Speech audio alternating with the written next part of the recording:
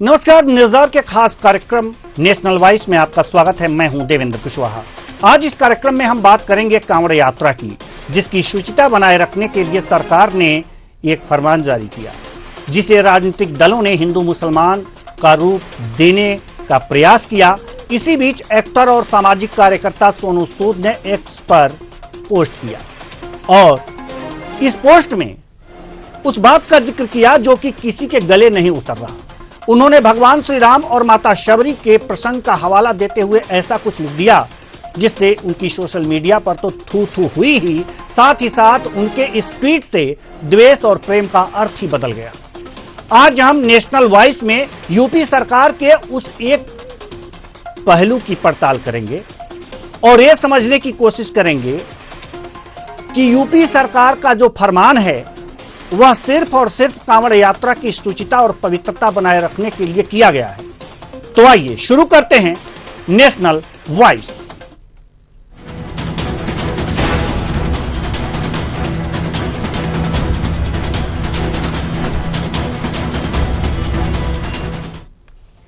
आज से सावन का महीना शुरू हुआ। आज सावन का पहला सोमवार भी है।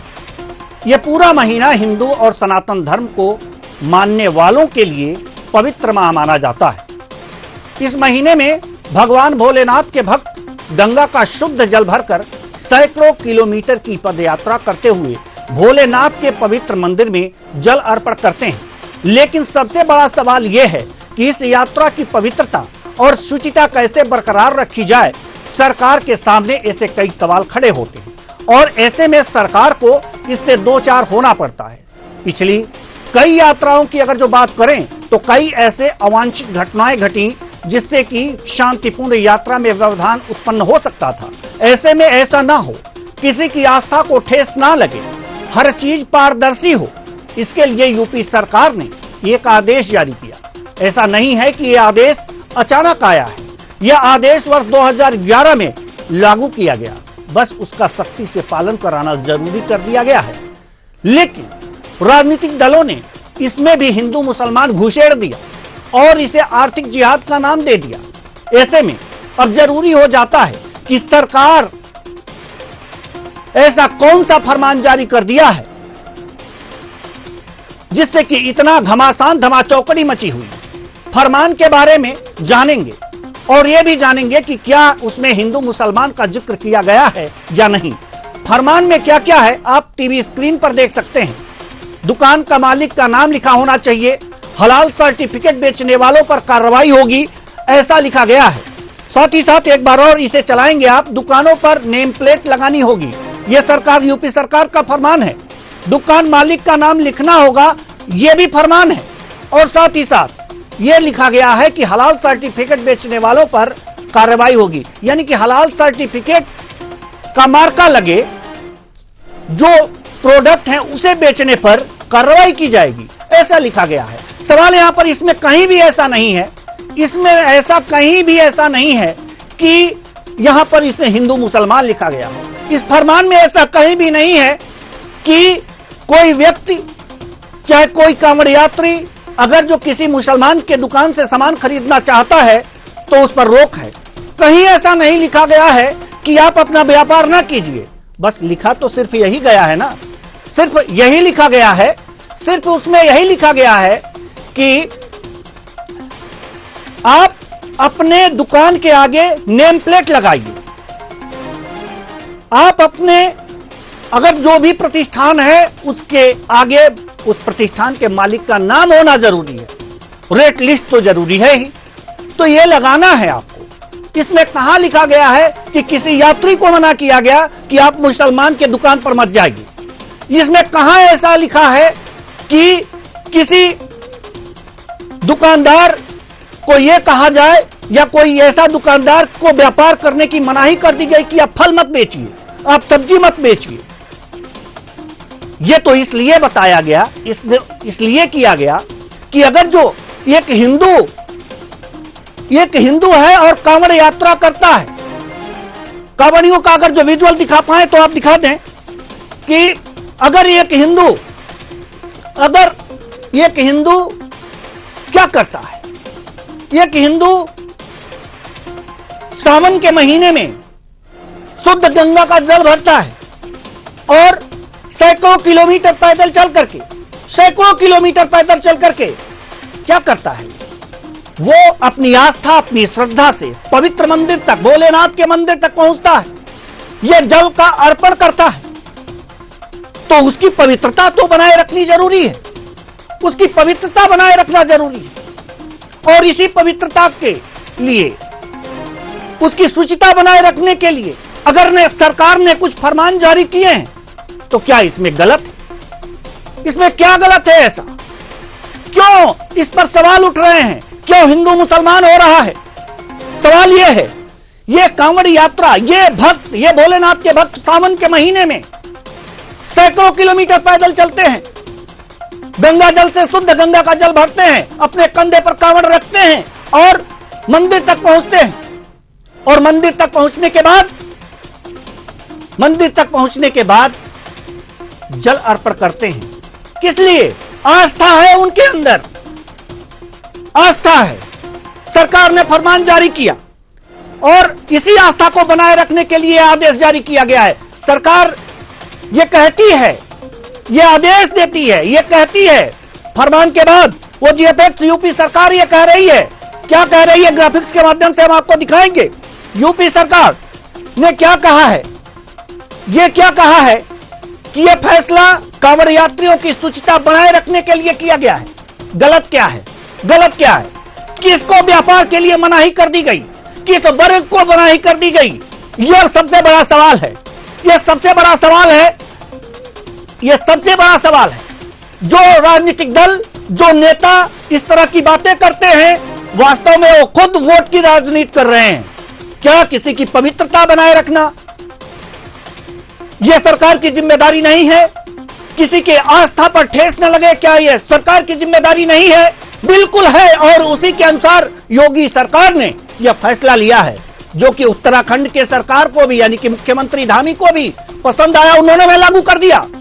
और यहां पर मध्य प्रदेश की अगर जो जहां तक बात करें तो यहां पर एक विधायक, बीजेपी के विधायक ने, मेंदोला साहब ने मुख्यमंत्री से मांग की है कि इस तरह के नेम प्लेट यहां भी लगाए जाने चाहिए। क्या गलत है? किसके धर्म पर कुठाराघात हो रहा है इस फैसले से, जो राजनीतिक दल इतना चिल्लपो मचाए हुए हैं? यह सबसे बड़ा सवाल है। यह सोचने की बात है और समझने की बात है। आखिर यह सरकार ने यह क्यों कहा? क्योंकि सोशल मीडिया पर ऐसे वीडियो वायरल हो रहे थे। दर्शकों आपको बता दें, जिसे देख करके घृणा आती है। यह तस्वीर आप देखिए, यह सोशल मीडिया की तस्वीर है। यह खाना पकाया जा रहा है, रोटी बनाया जा रहा है, उस पर थूक दिया गया। यह सब्जी बेचा जा रहा है, फल बेचा जा रहा है, यहां पर थूक लगा करके रखे जा रहे हैं। ये सोशल मीडिया पर हम इसकी प्रामाणिकता की गारंटी नहीं देते, लेकिन ये जो है, मैं ये नहीं कहता कि उस रूट पर इस तरह के लोग होंगे, लेकिन शुचिता बनाए रखना चाहिए। यह तस्वीर देखिए, गुलाब जामुन में पेशाब किया जा रहा है।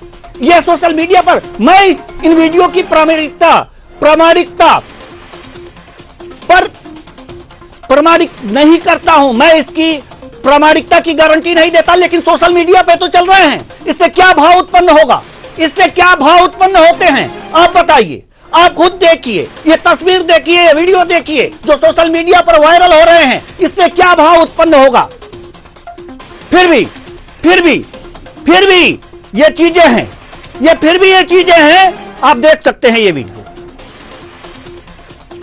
तो क्या जो कांवड़ यात्रा कर रहा है, जो कांवड़ यात्री है, उसे मनाही नहीं की गई कि अगर नेम प्लेट लिखा होगा किसी हिंदू का, किसी मुसलमान का, तो आप वहां नहीं जाओगे। लेकिन अगर जो उसकी इच्छा करती है तो वो क्यों नहीं जाएगा? अगर उसे विश्वास है कि मुझे शुद्धता मिलेगी तो क्यों नहीं मिलेगी? त्योहार होते हैं, मिठाइयां बनती हैं, तो क्यों खाद्य और रसद विभाग छापेमारी करता है कि शुद्ध मिले? तो यहां पर आत्मा की शुद्धता होनी चाहिए, यहां पर मन की शुद्धता होनी चाहिए। जहां हमारा मन करेगा वहां से हम सामान खरीदेंगे। इसमें कौन सी कौन सी बड़ी बात कह दी गई है इस फरमान में कि हिंदू मुसलमान राजनीतिक दल कर रहे हैं? कह रहे हैं कि आर्थिक आजादी खत्म हो जाएगी। कौन सा? आगे हम बढ़ेंगे। इसी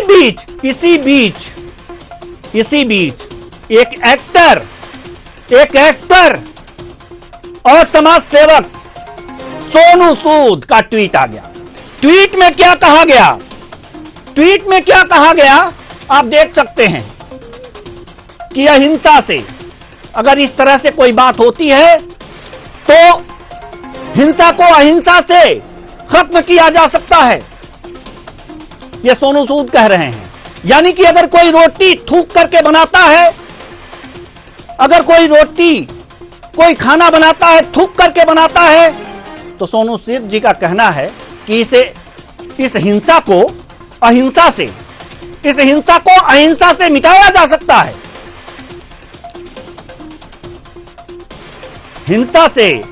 अहिंसा से हिंसा को मिटाया जा सकता है। ठीक है, अच्छी बात है हिंसा अहिंसा की।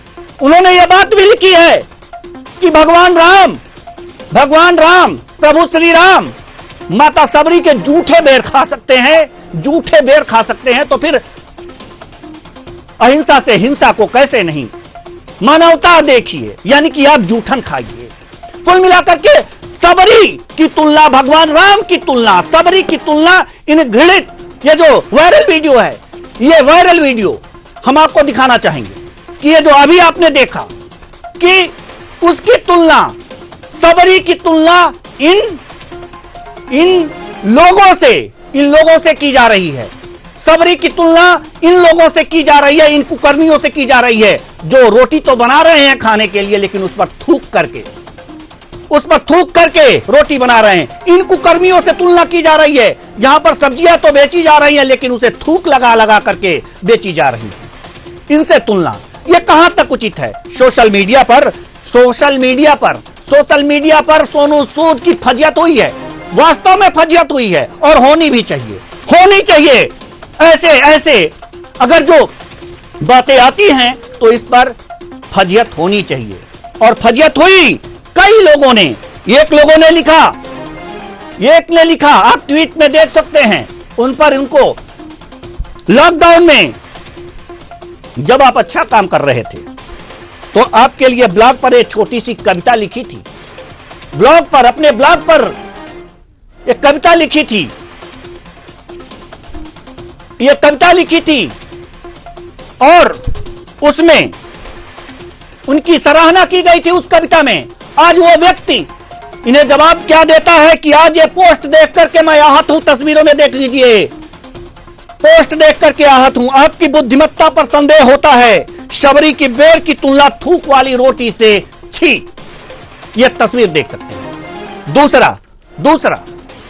दूसरा ट्वीट, दूसरा एक्स पर पोस्ट जो सोनू सूद के लिए आया है, उसे भी आप देख लीजिए।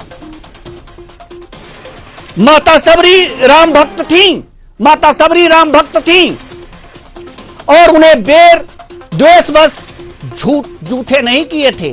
द्वेषवश उन्होंने झूठा नहीं किया था। वे तो केवल अपने भोलेपन में यह जानने के लिए कि बेर मीठे हैं कि खट्टे, बेर चखकर श्री राम को दे रही थी, ऐसा कहा गया है। एक और प्रतिक्रिया आई है। वो क्या है? इन राक्षसों की तुलना सबरी से करते हुए शर्म नहीं आई? डैश डैश डैश देंगे हम, dash dash dash dash dash dash, इसलिए कि आप समझ सकते हैं कि किस बुद्धि की बात की गई है। Dash dash dash.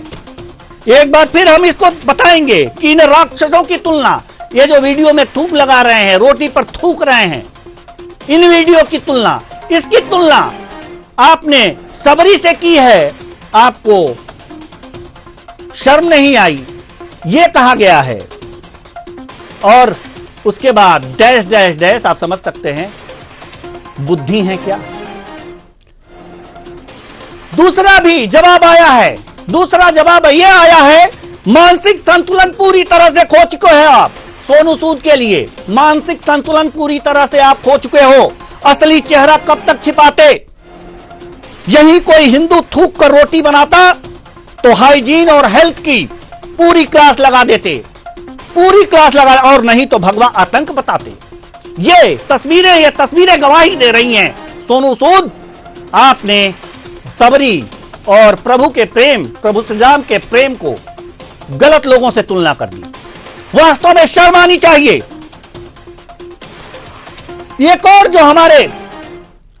और जो एक्स पर पोस्ट आया सोनू सूद के लिए, उसमें क्या लिखा वो भी हम आपको दिखा रहे हैं। जब कुछ नहीं मिले तो ऐसे ही तर्क लाकर बकलोली करते रहना।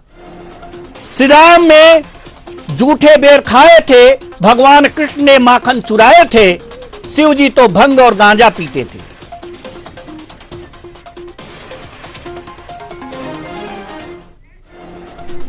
जी, अब दूसरा जो ट्वीट आया है, एक तरह से एक्स पर पोस्ट कह सकते हैं। माता सबरी ने भगवान राम को प्रेमवश झूठे बेर खिलाए थे कि उन्हें मीठे बेर मिले, पर आपके भाई घृणावश खिलाते हैं। ऐसी मानवता आपको मुबारक हो। ऐसी मानवता आपको मुबारक हो। ऐसी बातें कही गई हैं। तो ये सोनू सूद ने जो बातें कही हैं, ये उस पर प्रतिक्रिया आई है, सोशल मीडिया पर यह प्रतिक्रिया आई है। लेकिन एक संत ने क्या कहा है सोनू सूद को, यह भी सुन लीजिए। दुर्भाग्यपूर्ण है, उन्होंने अधर्मियों का तुलना मां सबरी से किया। मां सबरी पार ब्रह्म परमात्मा भगवान श्री राम से इतना स्नेह नेह और प्यार करती थी, उनका श्रद्धा का भाव था। इसके नाते पार ब्रह्म परमात्मा मां सबरी के झूठे बैर खाते हैं, और उसकी तुलना राक्षसों से सोनू सूद ने किया है। कितनी दुर्भाग्यपूर्ण है। जिस प्रकार से फलों में थूक देना, रोटियों को जूठा कर देना, फलों पर पेशाब कर देना, और भी ऐसे कार्य करना जिसको हम साधुएं नहीं बोल सकते हैं, और उसको उन्होंने जायज और सही ठहराया, तो दुर्भाग्यपूर्ण है। सनातन का अपमान सोनू सूद ये बर्दाश्त नहीं है। ठीक है, आप फिल्म एक्टर हैं, आपको लोग जानते हैं, नेम है, फेम है, लोग आपको खूब मानते हैं, तो इसका मतलब ये नहीं कि उलूल जुलूल बयानबाजी करो। दम हो सोनू सूद, तो मोहम्मद साहब के बारे में बोल के दिखा दो। नहीं बोल सकते तो सनातन का अपमान मत करो। सनातन का अपमान करोगे ये तुम्हारे लिए ठीक नहीं होगा। तो ये थे हनुमानगढ़ी अयोध्या के महंत राजू दास, जिन्होंने कहा कि ठीक है, आपने माता सबरी और प्रभु श्री राम के बारे में ऐसा कहा, जरा मोहम्मद साहब के बारे में ऐसा कह के दिखाओ तो समझ में आएगा। वास्तव में ये जो बातें हैं ना, बिना बुद्धि के, बिना किसी तर्क के ये जो कह दी जाती हैं, और ऐसे लोग जब कहते हैं तो बड़ी शर्म आती है। सोनू सूद जैसे लोग जब कहें तो शर्म आती है। सवाल यहां पर यह नहीं है कि माता सबरी ने जूठे बेर खाए थे। अगर खाए भी थे तो प्रेमवश खाए थे, किसी जिहाद के कारण नहीं खाए थे। यह तर्क होना चाहिए। रामायण कहा जाता है कि रामायण में माता सबरी और प्रभु श्री राम के प्यार को दर्शाया गया है, प्रेम को दर्शाया गया है, भक्ति को दर्शाया गया है। और भक्ति बस अगर जो कोई जूठा भी खिला दे तो वास्तव में खाने से कोई परहेज नहीं होना चाहिए, और यही हुआ है। लेकिन जो हमारे पास रामायण है ना, रामायण, वाल्मीकि रामायण, उनमें सबसे महत्वपूर्ण और पुराना रामायण माना जाता है। यह भी माना जाता है कि भगवान राम के समय वाल्मीकि जी ने यह रामायण लिखी थी। उसके बाद तमाम रामायण लिखे गए। आइए रामायण के बारे में बताते हैं कि कितने रामायण हैं, यह भी हम जान लेते हैं। रामायण कम से कम 11 प्रकार हिंदी में है रामायण, जिसमें रामचरितमानस भी है, राधेश्याम रामायण भी है। मराठी में 8 रामायण हैं, बंगला में 25 रामायण, तमिल में 12 रामायण और तेलुगु में 12 रामायण। ये हमारे देश में रामायण है, उड़िया में 6 रामायण। ये रामायण की संख्या है राम का जो वर्णन है इन भाषाओं में किया गया है, और उसके लेखक, उसके भक्त, भगवान राम के भक्त ने अपने अपने अनुसार किया है। लेकिन आधार जो है वाल्मीकि रामायण को रखा गया है। जो आधार है वो इसका वाल्मीकि रामायण है। वाल्मीकि रामायण में क्या कहा गया है संस्कृत में, ये हम आपको पहले बताएंगे कि वास्तव में जो वाल्मीकि रामायण है उसमें क्या कहा गया है।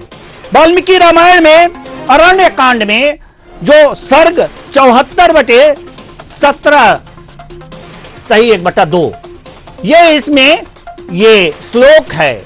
ये श्लोक संस्कृत के ज्ञाता लोग इसका अर्थ बहुत अच्छी तरह से समझते हैं। पुरुष प्रवर कहा गया है इसमें भगवान राम को। उन महाभाग महात्माओं ने मुझसे उस समय ऐसी बात कही थी, अतः पुरुष सिंह मतलब भगवान राम, मैंने आपके लिए पंपा तट पर उत्पन्न होने वाले नाना प्रकार के जंगली फल मूल का संचय किया। ये वाल्मीकि रामायण में कहा गया है। और वाल्मीकि रामायण में अरण्य कांड में जो सर्ग है उसका भी यहां पर उल्लेख किया गया है।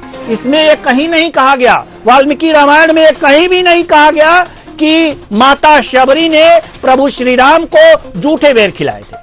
इसमें कहीं नहीं कहा गया रामायण में वाल्मीकि रामायण वाल्मीकि जी को भगवान राम के समकालीन माना जाता है, और यह भी माना जाता है कि उनका साक्षात्कार उन्होंने किया था। भगवान राम ने, माफ कीजिएगा, भगवान राम का साक्षात्कार यानी कि उनके समकालीन थे, उनसे मिले भी थे और उन्होंने महाकाव्य की रचना की।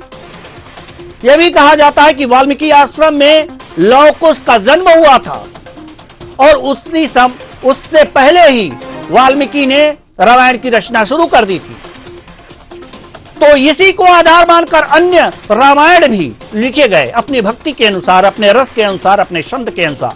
और ये जो टीवी स्क्रीन पर आपके सामने ये जो वाल्मीकि रामायण की पंक्तियां चल रही हैं और उसके जो अर्थ चल रहे हैं, जो श्लोक चल रहे हैं, वास्तव में उसके अर्थ में कहीं भी ऐसा नहीं है कि इसमें लिखा गया हो कि माता शबरी ने अपने जूठे बेर खिलाए थे। बात करते हैं अब रामचरितमानस की। रामचरितमानस की अगर जो हम बात करें तो इसमें लिखा गया है कंदमूल फल सुरस अति दिए राम कहुआन, प्रेम सहित प्रभु खाए बारंबार बखान। कंदमूल फल सुरस अति दिए राम कहुआन, प्रेम सहित प्रभु खाए बारंबार बखान। यानी कि इसका अर्थ है कि उन्होंने अत्यंत रसीले और स्वादिष्ट कंदमूल और फल लाकर श्री राम जी को दिए। कंदमूल और फल लाकर श्री राम जी को दिए। प्रभु ने बार बार प्रशंसा करके उन्हें प्रेम सहित खाया।